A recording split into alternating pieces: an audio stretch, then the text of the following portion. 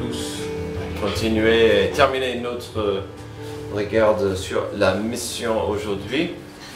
La semaine dernière, on a terminé avec cette notion que c'est important d'aider, de soutenir des missionnaires, la mission.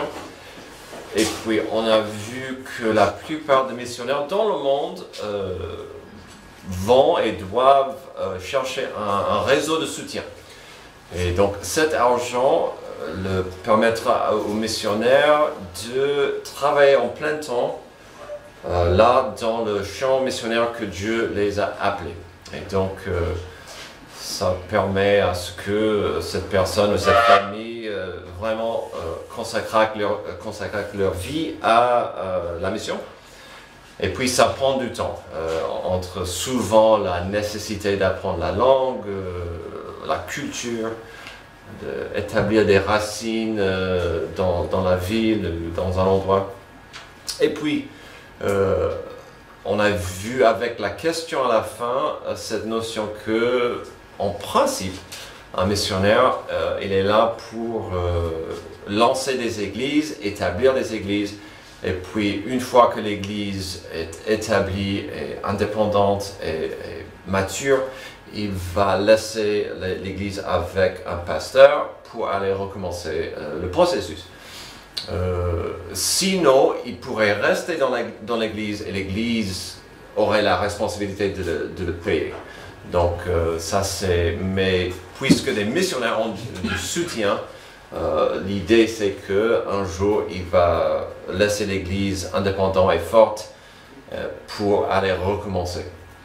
Donc cette notion d'avoir quand même du soutien, une source d'argent qui entre est importante pour le faire.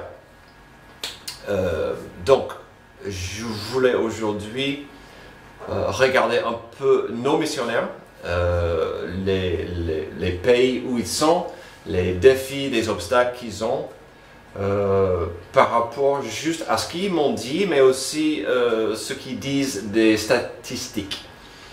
Donc, on va commencer avec l'Allemagne.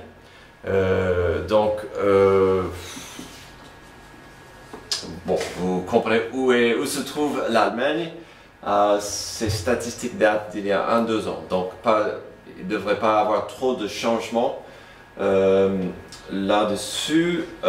Donc, il y a pas mal de... J'étais étonné par combien de catholiques il y avait, sachant que l'Allemagne c'était le berceau de Luther. Mais quand même, je pense que ça devrait parler un peu des luthériens dans les 22%.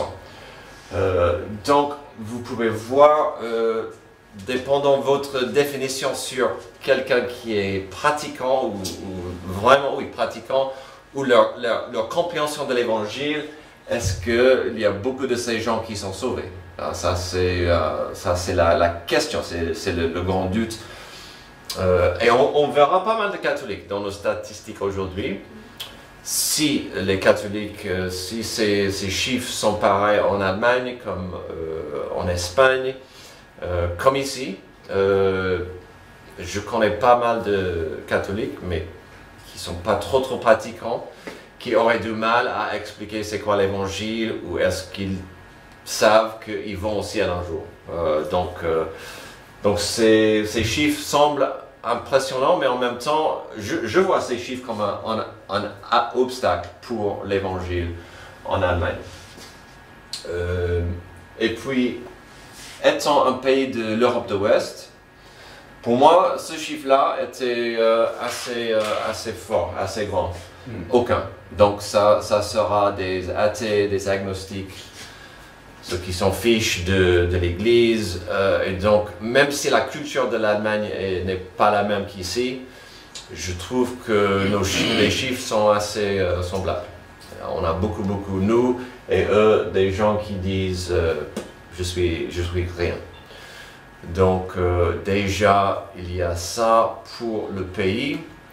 Alors certes, vous le savez, l'Allemagne était divisée en deux pendant la guerre froide, donc mais même ces personnes étaient plutôt luthériens ou catholiques. Donc, mais combien de ces personnes étaient athées? Donc ça c'est un grand obstacle pour l'Allemagne.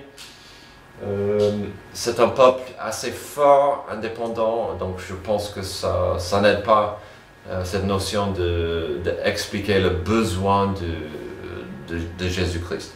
Alors, on peut avancer à la suite. Donc, Jürgen, il a dit, dans sa ville, Münzingen, ça compte environ 50 000 habitants.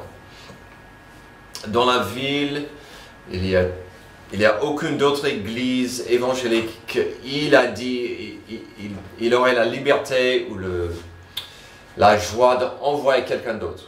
Il y a d'autres églises, mais pas beaucoup. Et il a dit, et j'ai trouvé ça très intéressant, peut-être c'est pas aussi étonnant que ça, mais il y avait certaines choses qui fonctionnent dans d'autres parties du monde, qui n'ont pas fonctionné dans cette ville. Cette ville, apparemment, c'est des durs. McDo n'a pas fonctionné à Münzingen. Et dans le même paragraphe, il a dit, et non plus des charismatiques. Donc apparemment, on a essayé d'implanter une église charismatique à Münzingen, ainsi qu'à McDo, ça n'a pas fonctionné. Donc, alors les charismatiques cartonnent partout dans le monde, mais ils avaient du mal dans cette ville.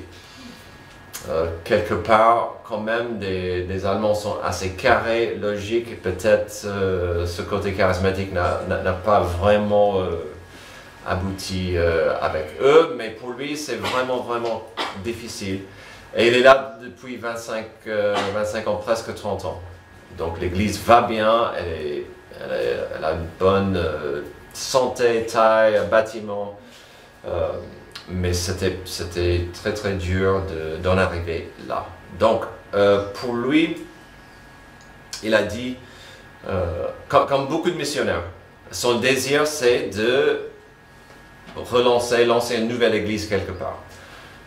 Mais il a dit, à ce stade, notre église, nous n'avons personne fiable pour prendre l'église. Si je partais pour lancer une église ailleurs, j'ai peur de ce qui pourrait arriver à l'église. Donc il y avait cette attitude, ce ressentiment de Jürgen. Bon, Amy, tu connais un peu leur ministère, peut-être mieux que moi, ou est-ce qu'il y a des choses à ajouter sur les défis ou... Comment dire? Ils ont un esprit assez, les Allemands, qui peut être aussi critique. Et ils ont souvent à voir dans leur église des personnes qui sont plus critiques qu'encourageantes. Mécontents, même. Ouais. Je sais qu'en ce moment même, il y en a qui les critiquent beaucoup, qui les découragent. Voilà, c'est pas évident ça non plus. Et est-ce que tu as une indication sur la tranche d'âge de son église, des adhérents, des fidèles? Il y a des jeunes ou c'est beaucoup plus Oui, il y a des jeunes. C'est un bon mélange.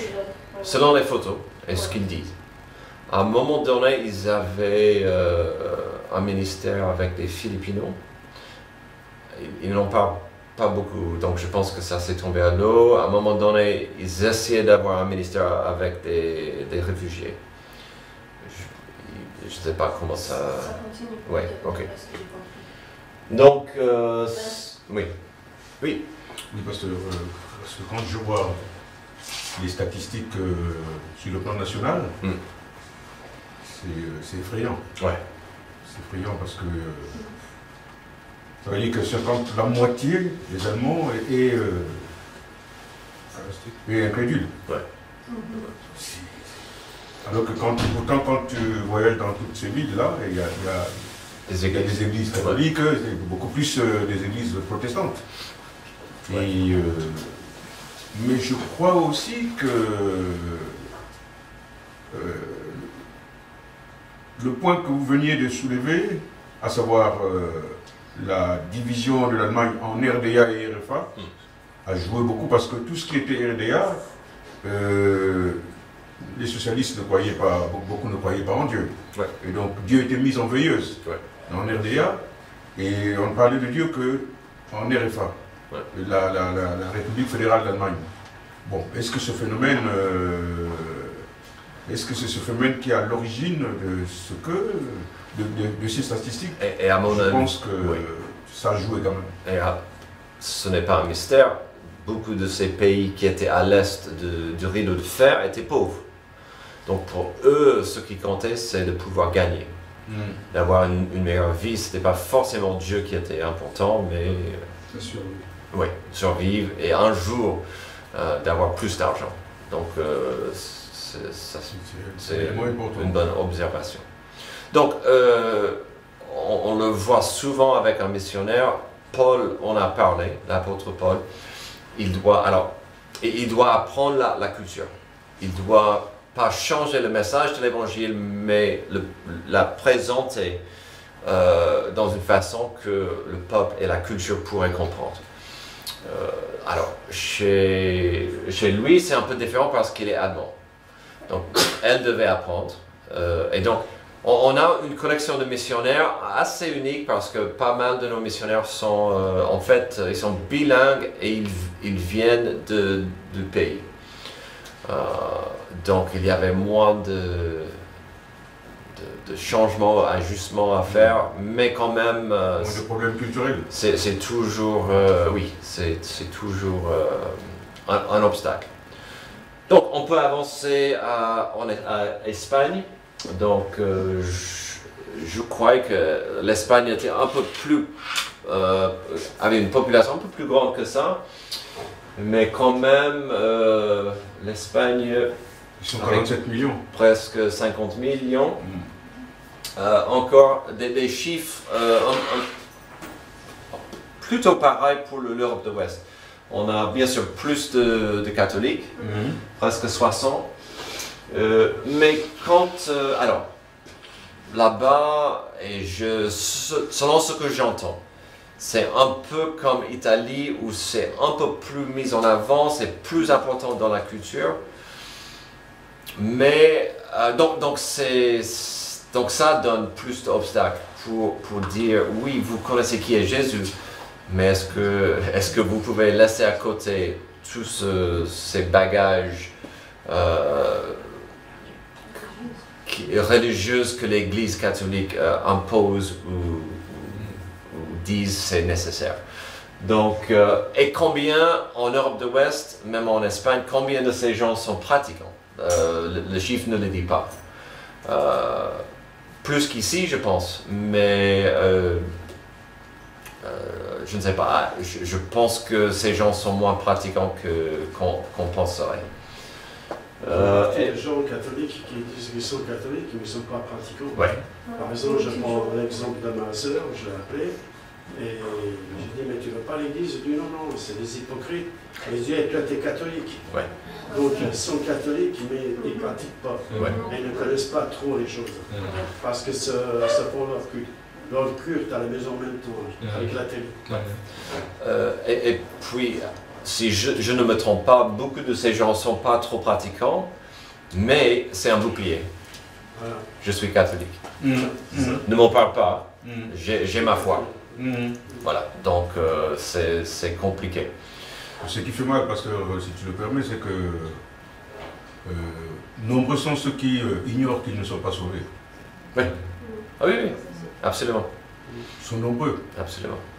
Je m'en souviens, quand nous étions dans la rue de Paris, à l'époque c'était quand même le pasteur Saliès qui était là, qui nous avait dit, son collègue pasteur avait compris, mais pourtant il était pasteur, mais il avait compris le salut après avoir discuté avec le pasteur Saliès. C'est grave. Ouais. En Espagne, quand on ajoute tous ces chiffres, des gens qui disent athée, agnostique, rien, quand même, il y avait un pourcentage assez grand. Et donc, c'est pas 50, c'est pas 60, mais c'est beaucoup de gens. Je me demande si ce ne sont pas des jeunes ou des jeunes adultes qui qui ont grandi avec leurs parents disant on est catholique mais pas pratiquant, et donc eux ils disent à quoi bon. Donc quand même il y a un grand nombre de personnes en Espagne qui sont rien ou agnostiques. Donc, la plupart du temps ils vous disent oui je suis catholique parce que comment ça que tu es catholique? Oui mais j'assiste au... J'étais baptisé. J'assiste au mariage, au baptême, non pas baptême mais Communion. à la communion, et pour eux ça suffit. Ouais. Et le système que l'Église catholique a construit est un système de pratique. Donc certes, vous êtes béni si vous prenez l'hostie et si vous êtes baptisé en tant qu'enfant, vous êtes couvert plus ou moins si vous allez à la confession de temps en temps. Donc la religion sert bien s'il vous faut cocher des cases. Oui, oui, oui, c'est bon. Et à la fin, ils disent qu'il y a le purgatoire, encore une chance. Oui. Purgatoire. Ah oui, oui, exactement. Le feu purifiant. Ouais. Si on peut avancer, donc, alors, ils ne sont pas à côté de Disneyland, Sam et Marie Perez, mais quand même, c'est vraiment un lieu touristique. Donc, pour eux, la culture est différente parce qu'ils ont beaucoup de gens qui viennent, qui passent, très peu de gens qui mettent des racines et qui restent. Et donc, beaucoup de gens qui viennent pour chercher du boulot, beaucoup de gens touristes qui viennent pour les plages. Donc, même là, la culture, et donc ça ajoute à la mission des obstacles. Eux, ils ont une culture, je ne veux pas dire temporaire, mais ils ont l'habitude, malheureusement, des gens qui passent, qui viennent, qui ne restent pas. Alors, le côté positif de ça, c'est qu'ils ont, je dirais, un ministère très magnifique avec les étrangers. Donc, ils ont la moitié de leur église est africain, les gens d'Europe de l'Ouest, ils ont beaucoup de gens. Donc, ils ont un grand ministère en anglais.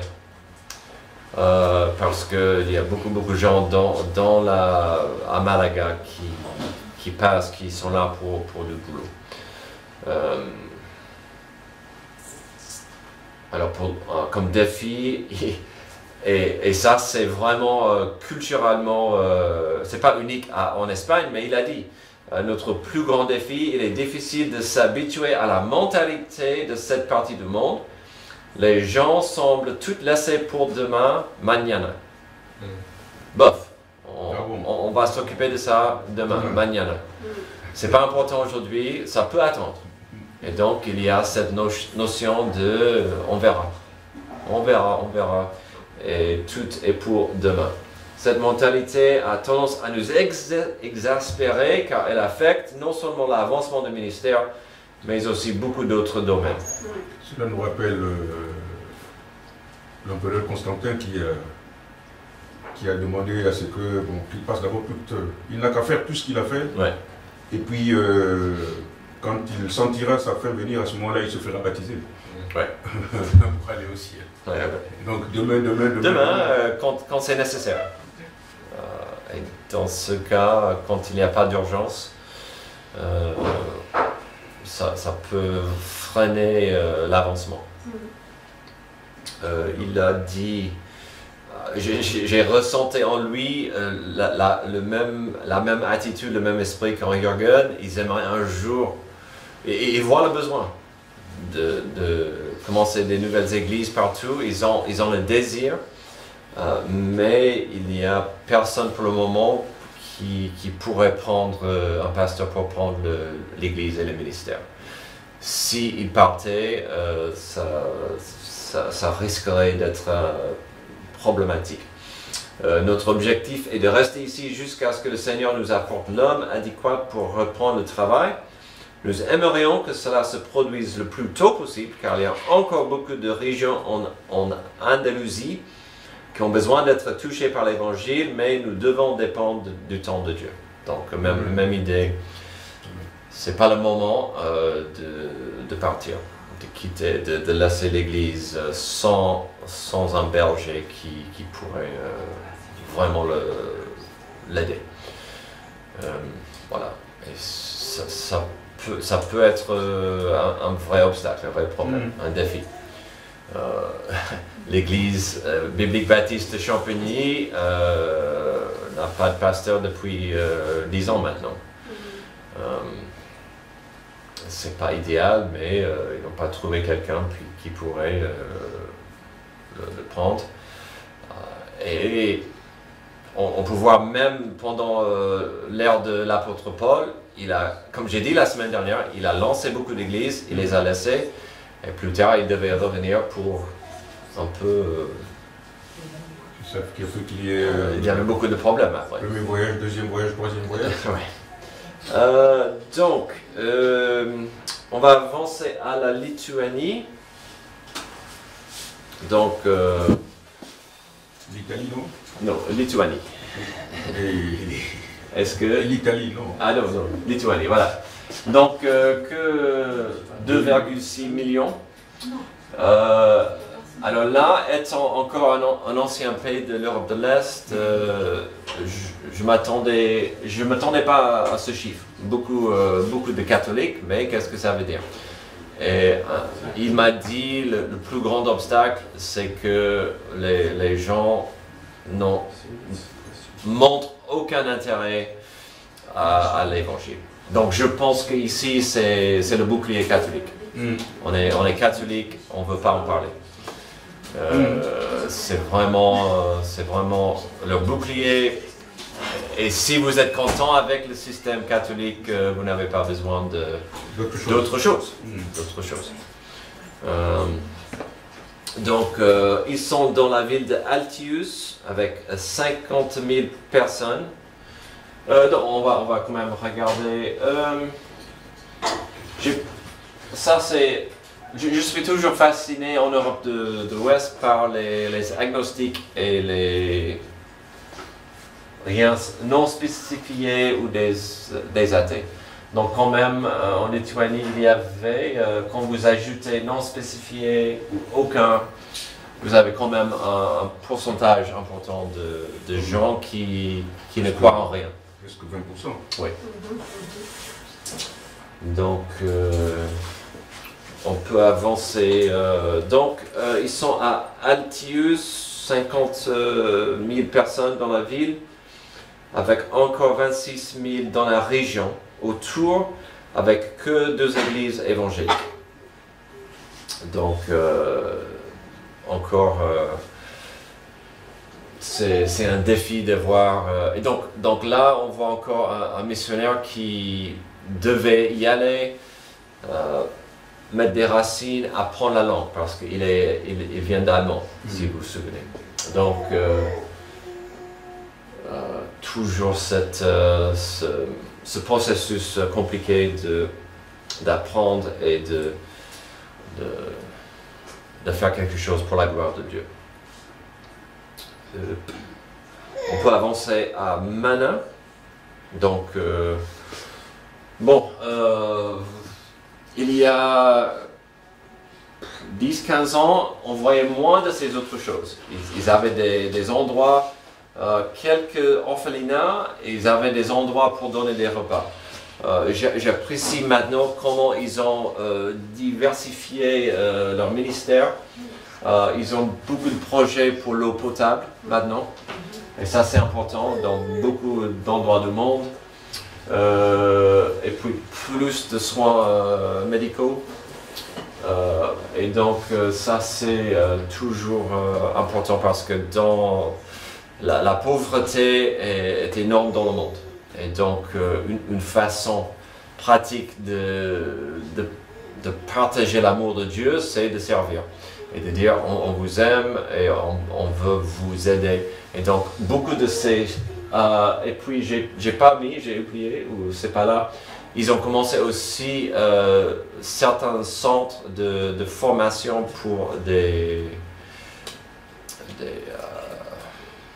métiers. Ils vont prendre des gens et dire si tu veux devenir plombier, on peut t'aider, électricien, Donc ça aussi, mais tout est pour partager l'évangile avec. Et ils travaillent avec des églises. S'il n'y a pas une église à côté,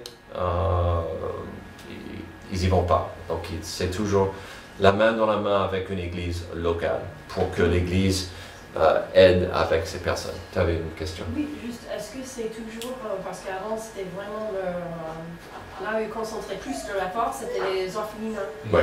C'est toujours ça, parce que je vois aussi qu'ils ont diversifié, qui est bien, mais c'était juste par curiosité s'il y en a toujours beaucoup d'orphelinats, tout ça. Ou... À mon avis, ils ont plus de centres de donner des repas.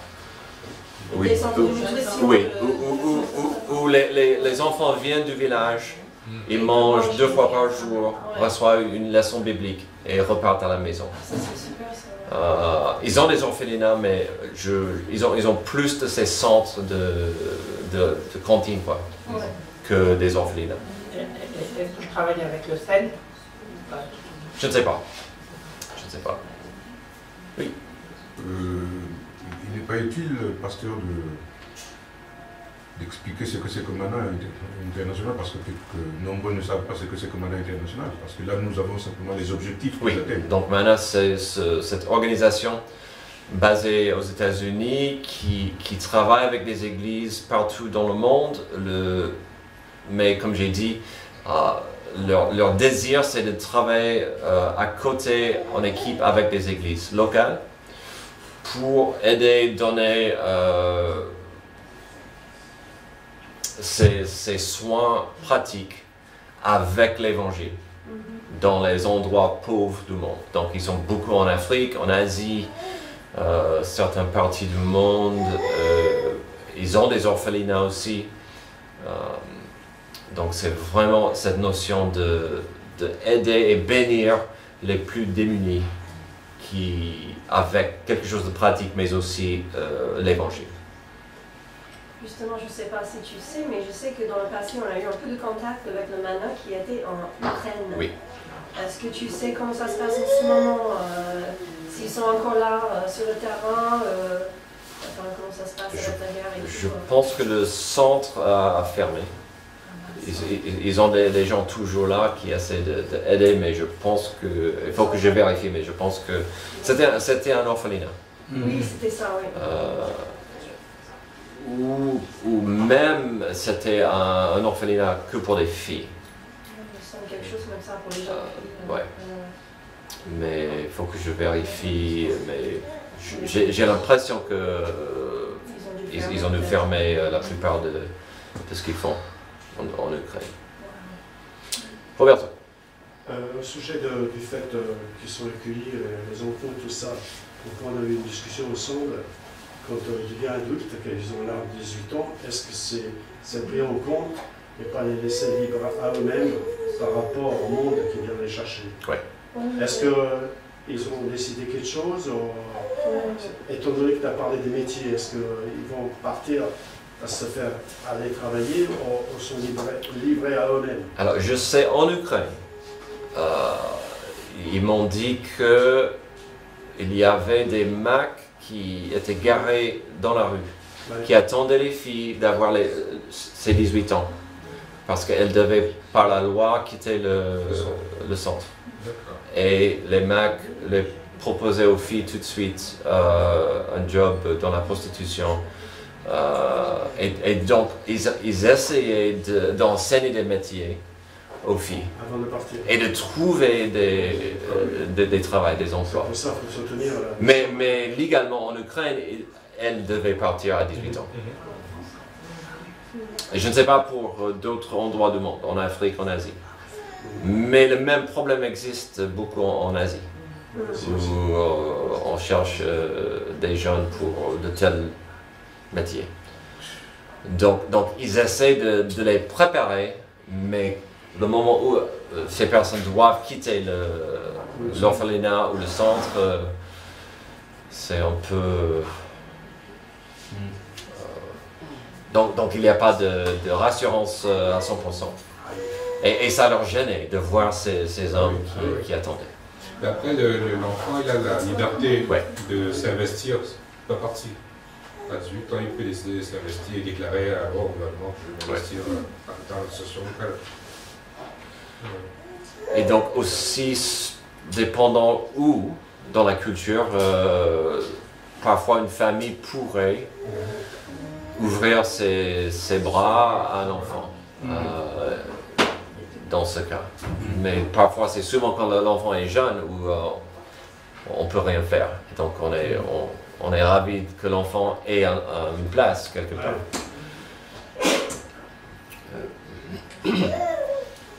Bon, c'est l'heure. Est-ce qu'il y a d'autres questions? On a Mana, c'est uniquement l'église baptiste ou c'est toutes les églises? En fait, c'est une association baptiste née d'une grande église baptiste au Texas. Donc le siège social, c'est à côté de l'église. Donc leur désir, c'est de partager, de travailler en partenariat avec des églises ou des missionnaires baptistes de préférence. Ouais. Parce que c'est un réseau qu'ils connaissent. Qu'ils connaissent, oui. Donc, pour donner à la mission, on vous encourage. Alors, si vous êtes un ancien, vous connaissez un peu le système, vous pouvez mettre dans une enveloppe, vous pouvez donner par virement à la mission. Mais ce qu'on vous demande, c'est quand même de faire quelque chose, d'y aller. Dans ce cas, le défi c'est est-ce qu'on n'aimerait pas que vous donniez moins à l'Église, à Dieu, pour la dîme, mais parfois c'est dur de dire mais on me demande de donner encore plus. C'est un frais ou un don supplémentaire.